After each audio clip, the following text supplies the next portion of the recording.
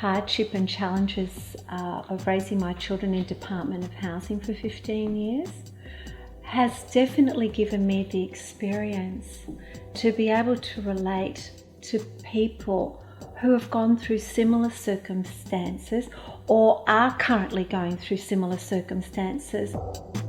I understand what it means to struggle financially and have to go to services like Lone Parents to get vouchers for Coles and also to pay for my petrol or have be sent to places like shoe shops, and one in particular was Mike Pauly in DY, where I'd get a voucher for my son's football boots so that I could buy his football boots.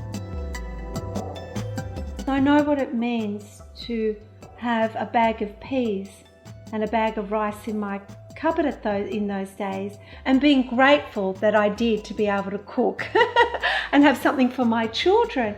But when I couldn't afford the grocery bills and I couldn't afford the rent, I understand these struggles, and I understand also because I embraced in my Department of Housing where I could assist other families that had emotional needs or physical needs or practical needs. I helped in that area, and I helped my general community. The young people that used to drop in to my home and having homeless children that I would have in our home and make them part of our family, and then trying to find accommodation for them because we only had a 3-bedroom home and the bedrooms were quite small. A lot of these children would stay in the lounge room and sometimes share the bedrooms with my boys. I grew up in a neighbourhood in the 60s where Mum would say, run up to Mrs. Kelly and ask her if you can have an egg, run up to Mrs. Harris and ask for half a cup of sugar. And they were things that we would do in our neighbourhood. So when I moved from having grown up in Brookvale and then in Beacon Hill and moving into Department of Housing with 15 other families, people were very curious about me. They were also suspicious of me. They told me what I couldn't do, what I could do. And I thought, how do I break down some of these barriers? And I remember back to my childhood.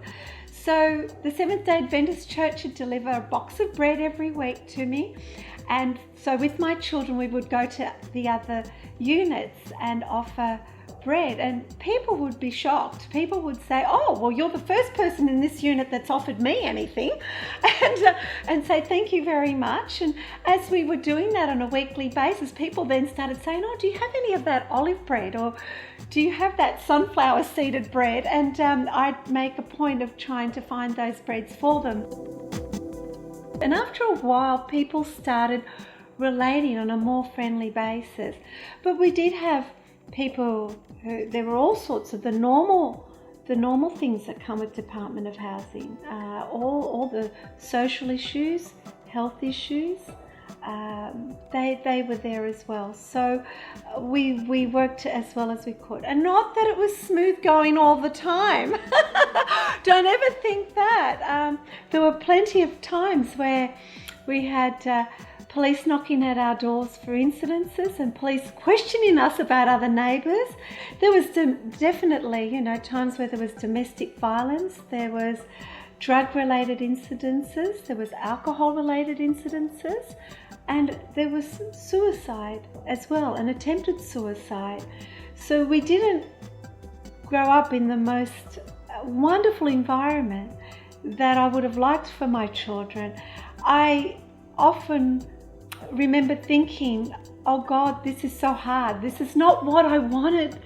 I wanted a beautiful home. I wanted a beautiful environment. My parents had provided me with a beautiful 3-bedroom, 5-room home when I was a little girl, with a fantastic multicultural neighbourhood, with picnics and a creek across the road and swinging off the willow trees and collecting tadpoles and going to the beach. So what I ended up bringing my children into wasn't really the most wonderful environment. But it was those environments that taught my children to be streetwise, to learn to stand up for themselves and to be proud of who they are. And we have a very strong connection in that my children are very protective of me. I'm very protective of them. And that's helped us to stay very close as a family. But it was those hardships that have taught my children to overcome in life and embrace problems and overcome.